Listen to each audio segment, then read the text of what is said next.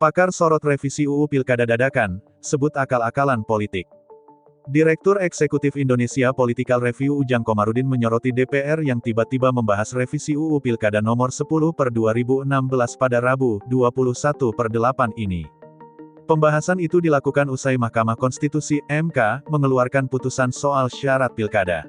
Menurut Ujang, upaya yang dilakukan DPR merupakan pembegalan konstitusi. Tidak boleh DPR memutuskan merevisi undang-undang yang bertentangan dengan putusan MK. Karena keputusan MK itu final dan mengikat, harus dipatuhi, kata Ujang melalui pesan suara. Kan sudah ada ketentuannya kalau tidak menjalankan putusan MK yang dianggap ilegal, dianggap inkonstitusional kebijakan DPR tersebut, imbuhnya.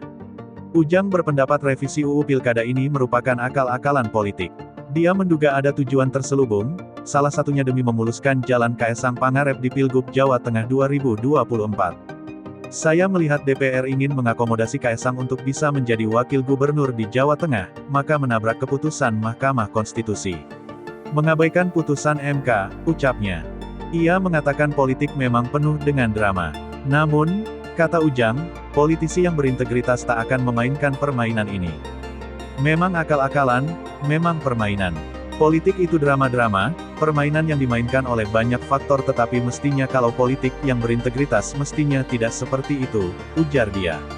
Pada Selasa, 20/8 MK mengetok palu untuk dua gugatan terkait Pilkada 2024, yaitu gugatan dengan perkara nomor 60/22, 2024 dan nomor 70/22, 2024. Melalui putusan 60, MK menyatakan partai atau gabungan partai politik peserta pemilu bisa mengajukan calon kepala daerah meski tidak punya kursi DPRD. Partai yang tidak memperoleh kursi DPRD, tetap bisa mengusung paslon selama memenuhi syarat presentase yang dihitung dari jumlah daftar pemilih tetap DPT.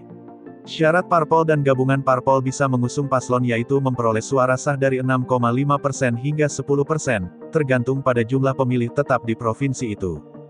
Kemudian, lewat putusan 70, MK menegaskan penghitungan syarat usia minimal calon kepala daerah dilakukan sejak KPU menetapkan pasangan calon, bukan sejak KPN terpilih dilantik. Namun, Panitia Kerja RUU Pilkada DPR RI menyepakati perubahan syarat ambang batas pencalonan pilkada dari jalur partai hanya berlaku untuk partai yang tidak punya kursi di DPRD. Hal itu diatur dalam daftar inventaris masalah DIM Pasal 40 UU Pilkada. Syarat usia minimal calon kepala daerah juga dihitung saat pelantikan paslon mengikuti putusan Mahkamah